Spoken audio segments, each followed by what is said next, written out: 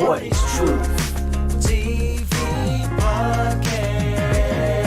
What is truth? Let's take it to the live stream. Tell me what is truth? TV podcast. What is truth? Let's take it to the live stream. Weezy.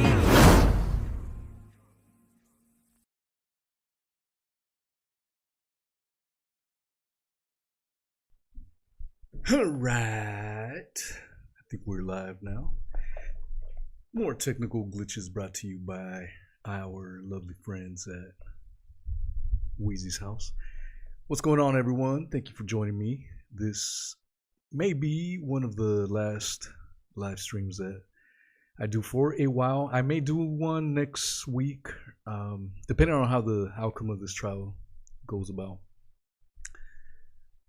Let's see. Oh, I don't think anyone's in here, so we'll give it a few minutes. It should have been working here, but you never know. All right. Let's get people in here little by little. All right. I don't know what happened, guys. Every time I try to start a stream, it always shoots it up somewhere. So we will give it a few minutes, let people trickle on in. And as you trickle in, if you could smash that like button, I would greatly appreciate it. All right. Remember, if you guys are just tuning into the YouTube version, I do a small segment here on Odysee. And then we end up finishing the conversation over on Odysee. Or I'm sorry, I do a small segment here on YouTube and then we go to Odysee. And then if you can't catch it live for whatever reason, you can always catch the jointed versions on your favorite podcast player, iHeartRadio, Spotify, Apple iTunes, wherever you get your podcast. All right. Looks like people are trickling in. So if someone can go into the other link, I'm not sure where that's at, and let them know that they need to go over to the homepage and find the correct link, I would greatly appreciate it. All right. What's up, Secret Squirrel? Roscoe Coltrane. Sandy D is definitely in house. The lovely Miss Hev 123. Amy Wright. Freddie Lupical. Jeff Swig. George O'Brien. Ms. Lemons. Hell yeah. All right. Sorry, guys. I'm not sure what happened there. I hit the stream button, and next thing I know, someone is doing a Bitcoin live stream from my channel. Or maybe that was a publicity stunt. And we can go over that on Odysee.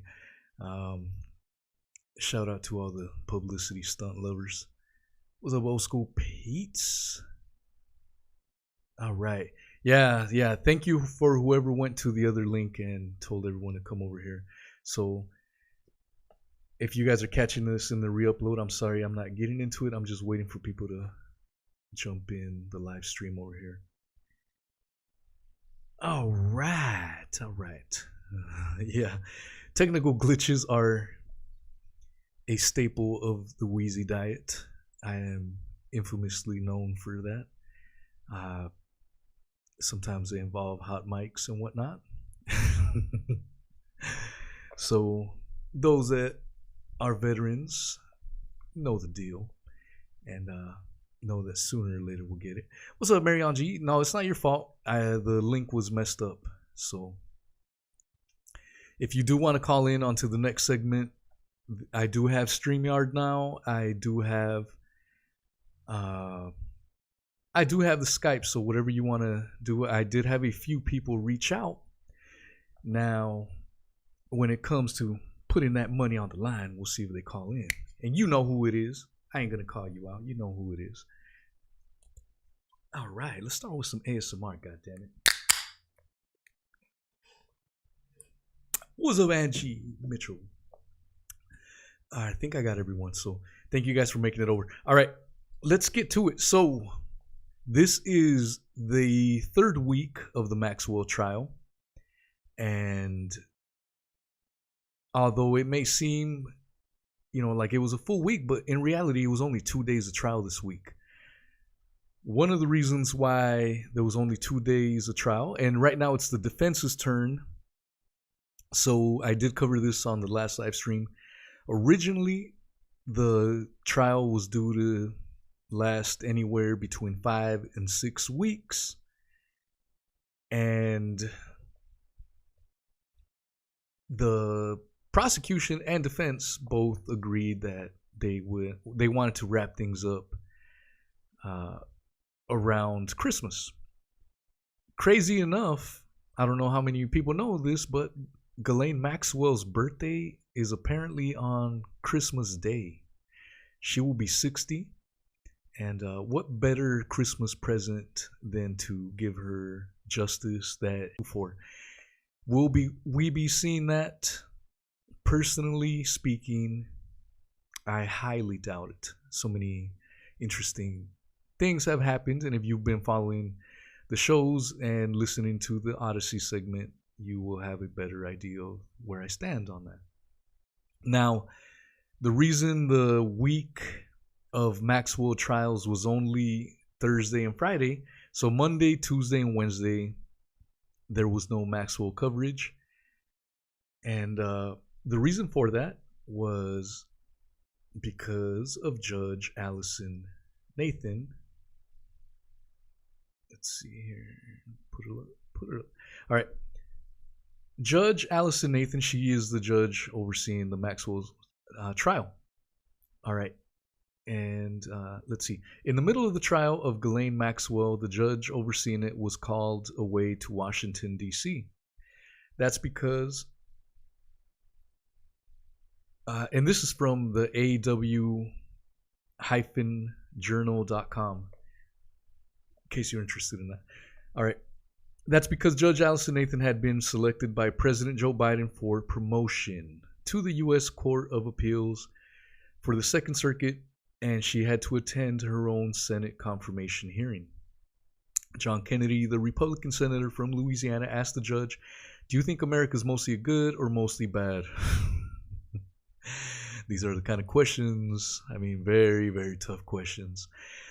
After telling a story about taking her twin sons to the Supreme Court, where she once clerked for Justice John Paul Stevens, Miss Nathan replied, "I'm proud to be part of this American judicial system." All right, so that is why the court proceedings in the Maxwell trial were limited to Thursday and Friday of this week. And okay,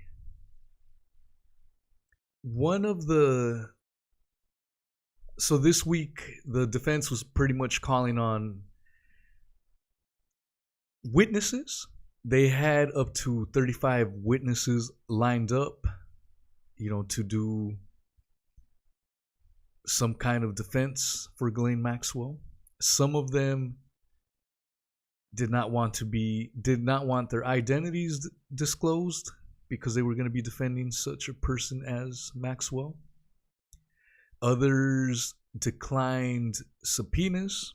A subpoena is where you're required to show up. You're getting summoned by the court to participate, and some people did not want to take part, and rightfully so. I can't blame people. Like, I don't want no part of this shit. Out of those 35, I believe only 8 actually showed up and participated in the defense. Now, not every person that was deemed a witness was a friend of Miss Maxwell. Some of the people included were FBI officials and whatnot, who were asked by the defense, "Well, when you were examining the case for so-and-so, do you remember this and that?" And so they were kind of cross-referencing them and trying to paint a picture that maybe the defense, or I'm sorry, that some of the victims that had testified earlier in the trial were lying. And one of those things that was getting brought up was one of the victims in early part of the trial had stated that they had gone to see The Lion King. And so one of the key points in contention was that had the victim gone and seen Lion King the movie or Lion King the play?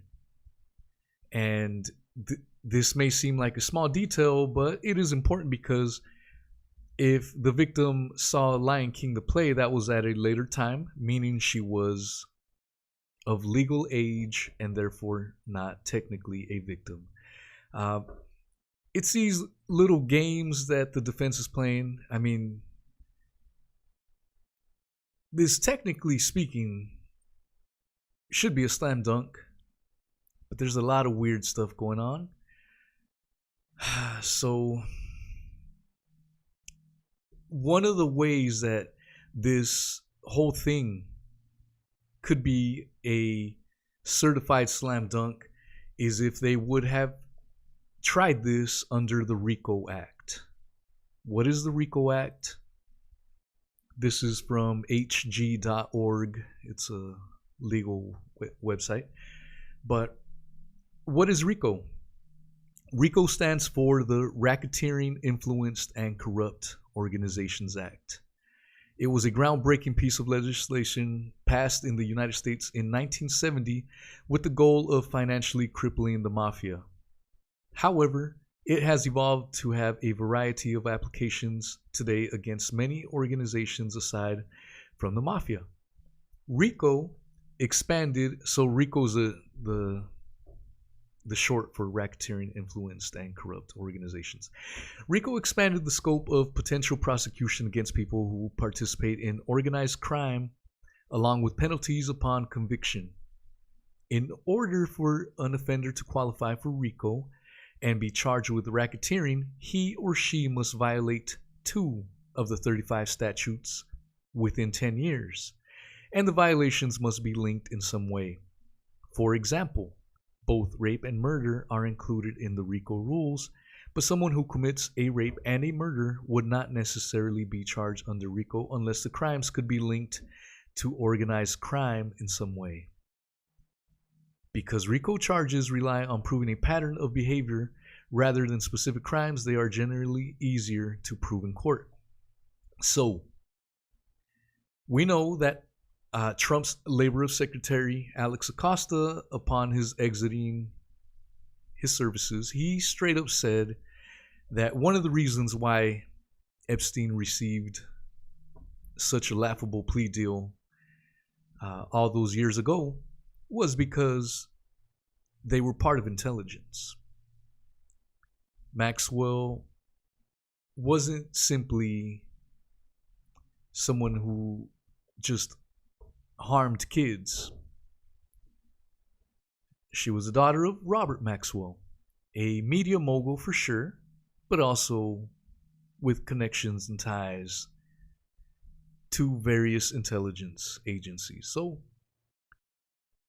a lot of times when people get tried under RICO is people that are involved with the mafia or the mob.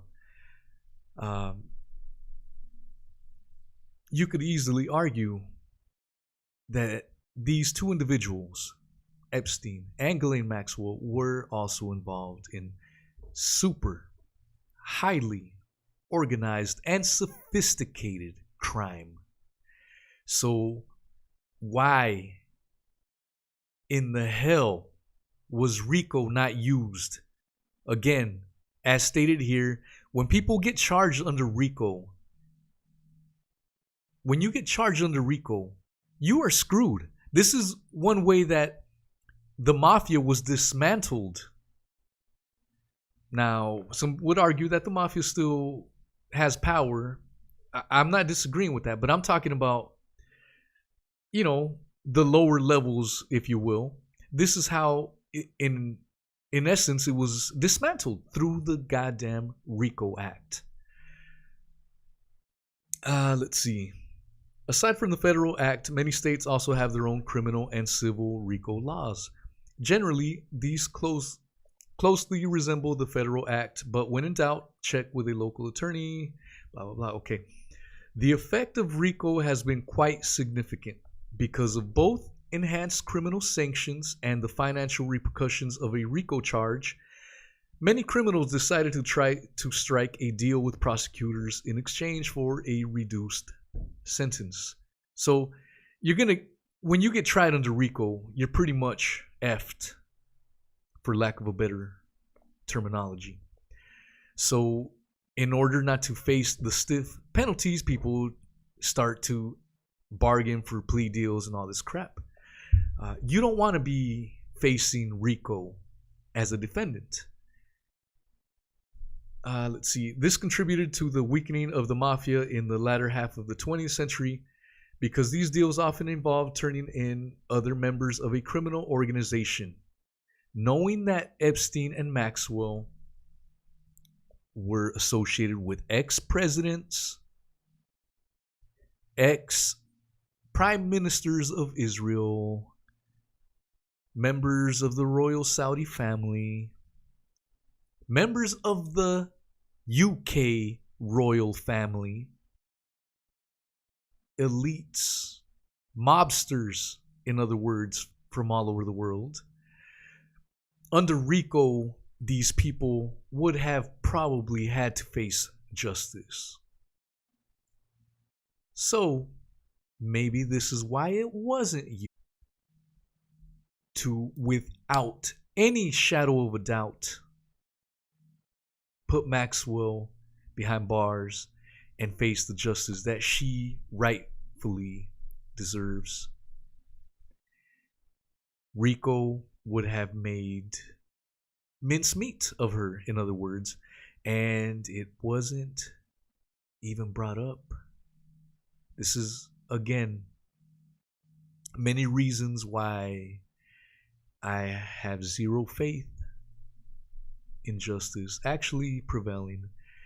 I hate to sound like a cynic, and I say it every damn week, but this is another example of why using RICO would have eased a lot of minds. All right.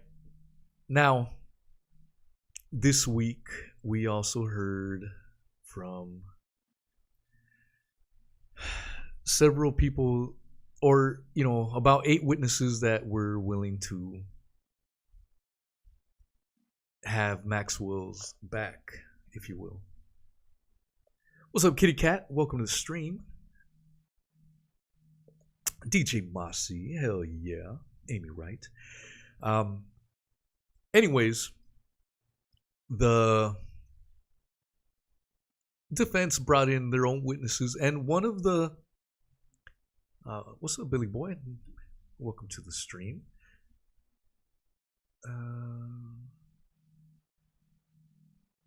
All right. So,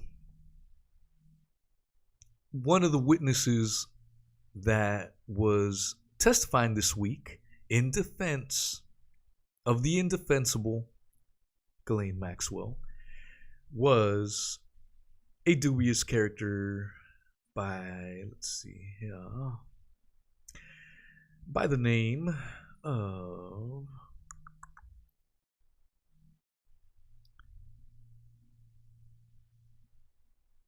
Ava Anderson Dubin.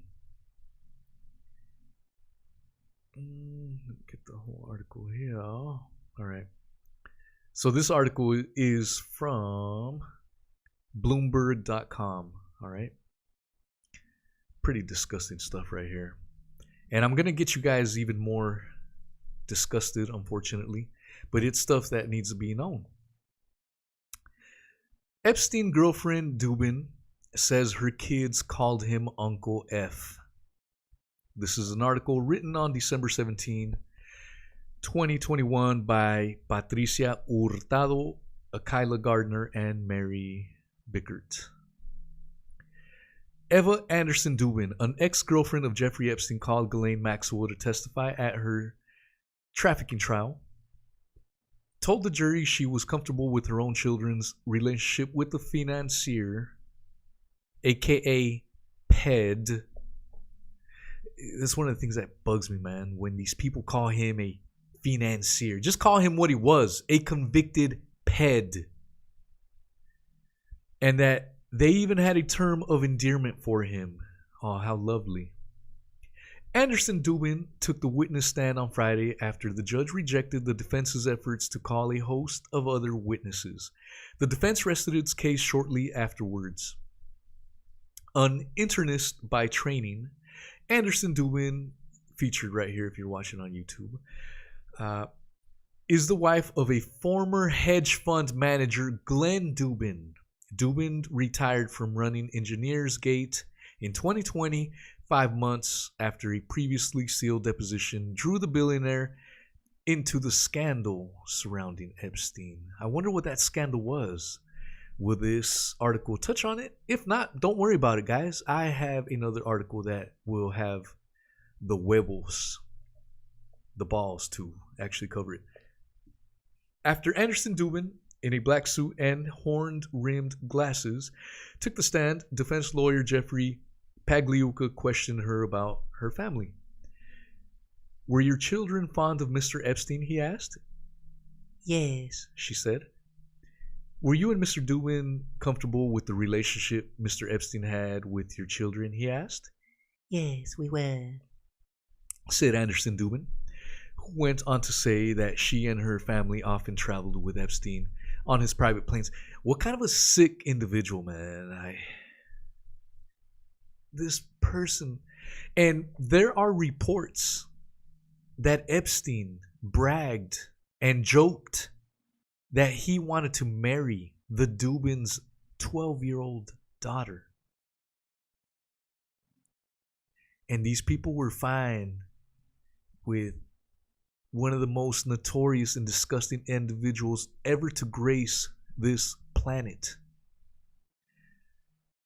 It speaks a lot about that character, and these are the characters defending Maxwell. Let's get in. So, since this article is not going to talk about Glenn Dubin's scandal, we will go to it ourselves. This is from Vanity Fair.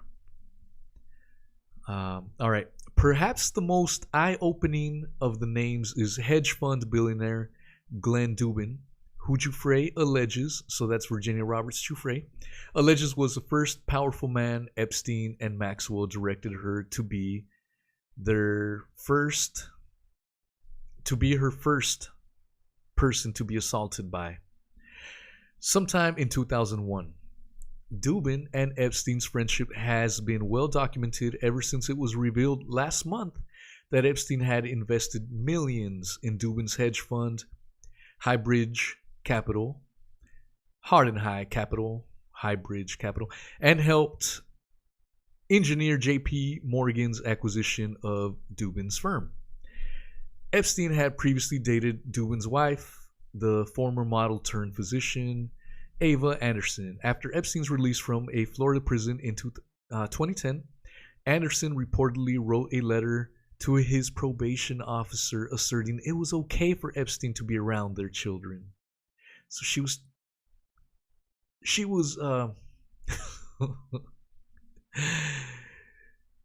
she was basically vouching for Mr. Epstein. Former Democratic Senate Majority Leader George Mitchell, the late MIT computer scientist Marvin Minsky, and MC2 Model Agency co-founder Jean-Luc Brunel, as well as an unnamed prince. I wonder what prince this unnamed person was. A foreign president and owner of a French hotel chain. Giuffre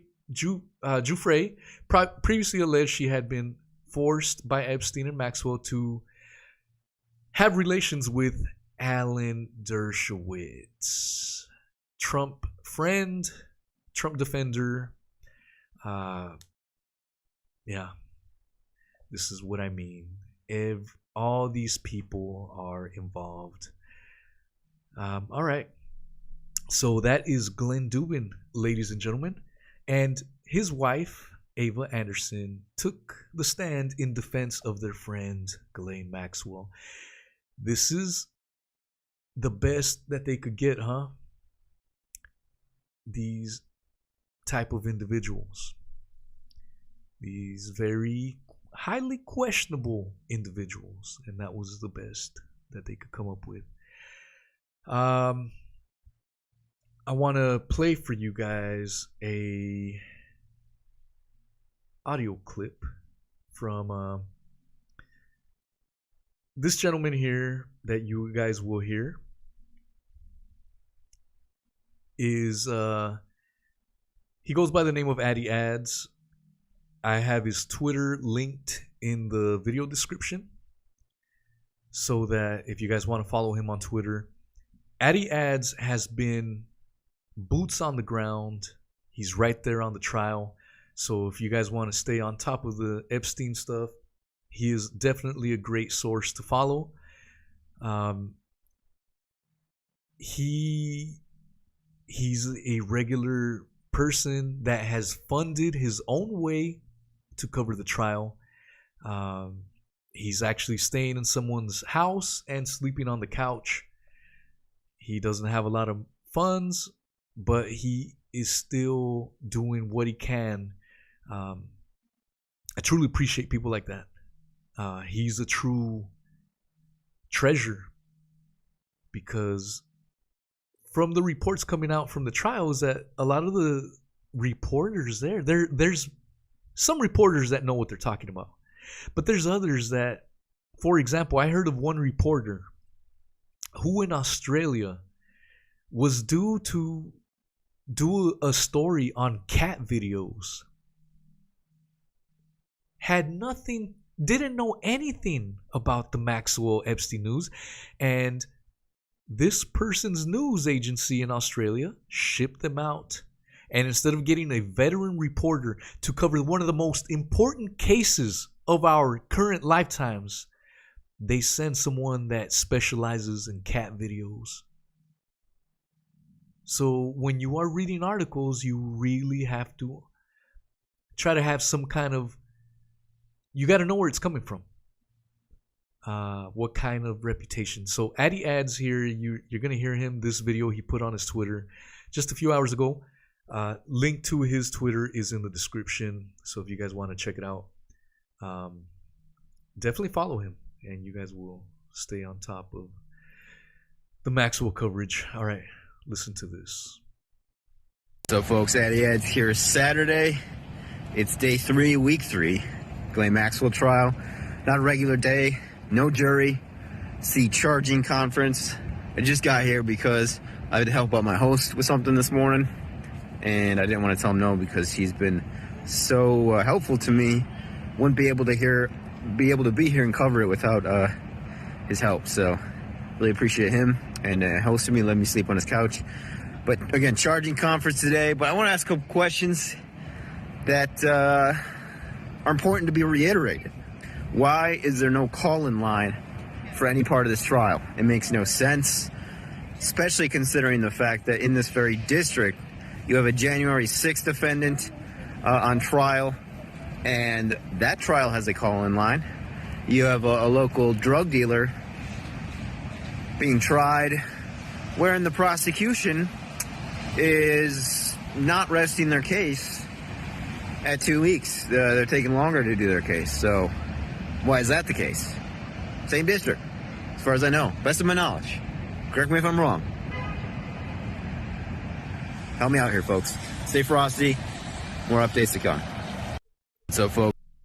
All right, so that was my man Addy Ads, boots on the ground, right there, directly from New York, giving us that little update.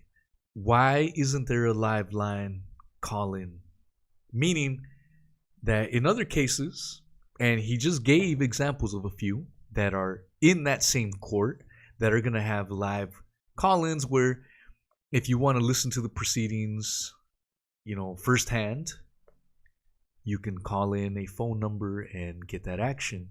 And for whatever reason, it's not allowed on this case. Again, just more stuff as to why I highly doubt justice will be served. When you see the justice system fail, and when you and whether it's imprisoning people for ridiculous stuff that shouldn't be in prison, and then watching people like Ghislaine Maxwell, Jeff Epstein getting that sweetheart plea deal, and then knowing damn well that these people had a blackmail operations, and none of the people that were blackmailed are going to be put on trial. How is that justice to the victims? Someone please answer me that. This isn't a theory. This isn't speculation. We now know that they had a blackmail operation. And none of the people involved in hurting minors will ever be tried. And that is a huge travesty. Earlier today, I saw a case that was pretty heart-wrenching. It's messed up in every aspect, but to me, it showed why I don't have faith in the justice system. The people that deserve it get off. Sometimes the people that don't deserve such things get the book thrown at them. I'm going to give you an example. I saw this on my Facebook feed, did some more research, and I found this article. This man was driving a truck. He lost his brakes coming down a mountain in Colorado. He tried to slow down the truck, but when you're going downhill, down a mountain, and your brakes, you don't have, can you imagine driving a giant truck, a semi, with no brakes? He tried what he could to not kill anyone. 4 people died as a result. The accident stopped traffic for 24 hours. To shut down a highway for 24 hours, huge, huge deal. The driver did not test positive for drugs, didn't test positive for alcohol. It was legitimately a fucking accident. And the other day, he was sentenced to 110 years.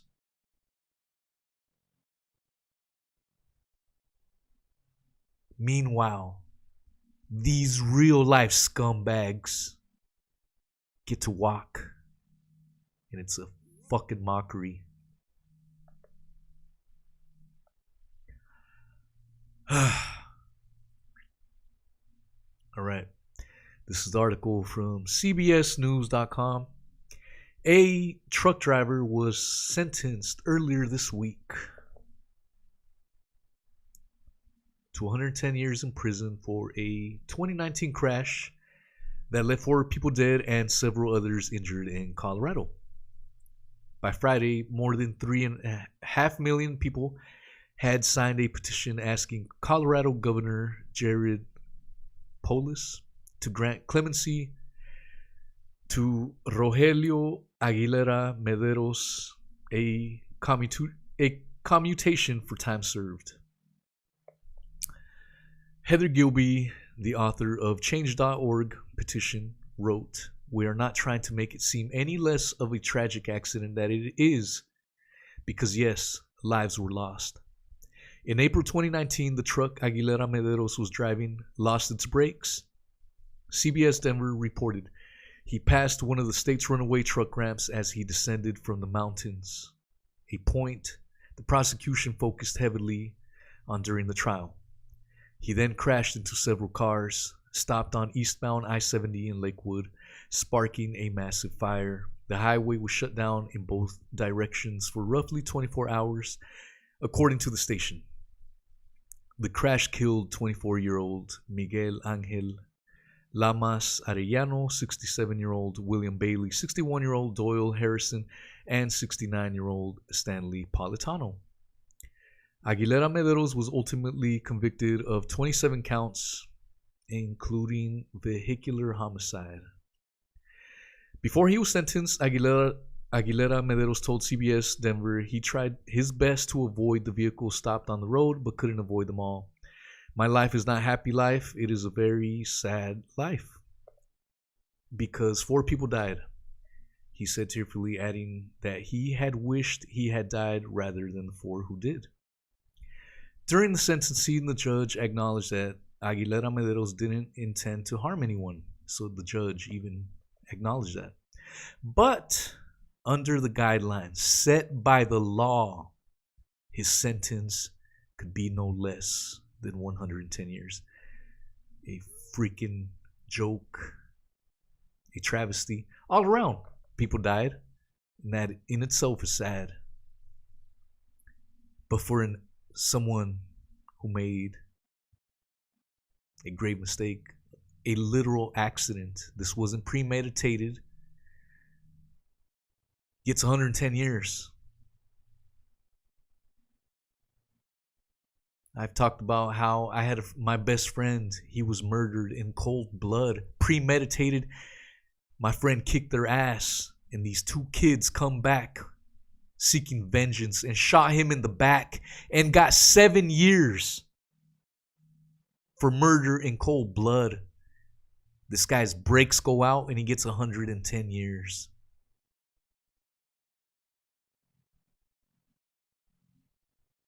Yeah. So we will take the conversation over to Odysee. Sorry guys, that it angers me.